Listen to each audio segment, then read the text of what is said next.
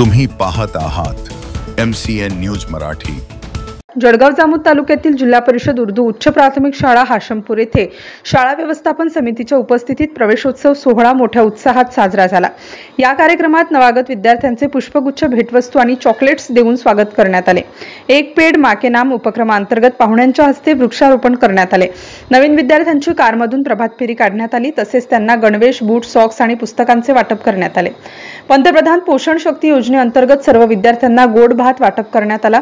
मुख्याध्यापक अन्सारी मोहम्मद शारिक आणि सर्व शिक्षकांनी शाळेत रंगीबेरंगी फुगे, स्वागत फलक आणि आकर्षक बॅनरसह सुंदर सजावट केली होती।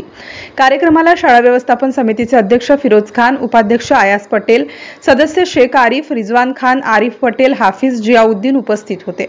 समाजसेवक असमतुल्लाह खान यांनी पहिल्या वर्गात दाखल विद्यार्थ्यांना वही आणि पेन भेट दिले। MCN न्यूज मराठी करिता ओम उन्हाळे, वडगाव, हाशमपूर।